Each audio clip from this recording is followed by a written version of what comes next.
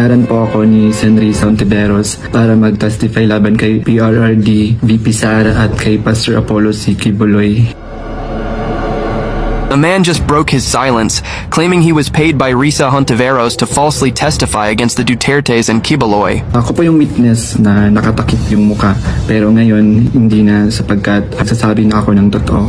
Sa Glory Mountain po, pag dumadating po si Kibuloy, sakay ng chopper, may dala po siyang mga malalaking bag. Laman po ay mga iba't ibang uri ng baril. Minsan po pumupunta din po doon si former President Rodrigo Duterte at former Mayor Davao Mayor Sara Duterte. At pag umaalis na po sila doon, dala na po nila yung mga bag.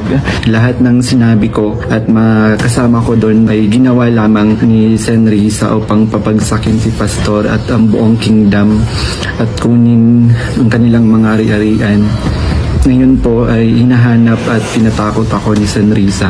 But honestly, I'm not even surprised. This isn't the first time her name's been dragged into something like this. Back in 2017, Risa was accused of kidnapping minors. Dinamanda namin si Risa dahil nanunuhol siya ng mga witnesses para mag-testify falsely. Yan ang history ni Risa Ontiveros. Baka hindi ninyo alam. Nandiyan ang kaso sa Ombudsman. Kasama rin sa reklamo ang obstruction of justice. Bukod pa rito ang kidnapping dahil sa hindi pagbabalik sa mga magulang ng isang minor de edad na witness. At umano'y paghikayat dito na huwag nang umuwi sa kanilang pamilya. Yung kapatid mismo nung sinuhulan niya, umamin, binigyan siya ng chief of staff ni Risa. O mas bastos yun. She wasn't convicted, yeah, but the fact that the father was furious and demanding his kid back, that already says a lot. And we're not even done yet. Remember alias Bikoy?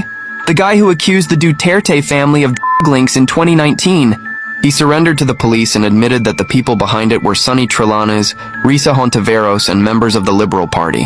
Sabi niya, sa halagang 500,000, ginamit umano siya ng Liberal Party para siraan ang administrasyon sa nagdaang halalan. Partikular niyang ginuso sina Senador Antonio Trillanes, Risa Ontiveros. Dahil kapag napabagsak si Presidente Duterte, ang uupo, the Vice President of the Republic of the Philippines, Leni Robredo, a certain congressman or senator to be the Vice President, and Sonny will be the line to become the Vice President. I don't know about you, but as a Gen Z, I'll never fall for yellow lies. Whether it's wrapped in pink or polished with fake hope. Sorry, Pinks, but changing colors won't bleach your past.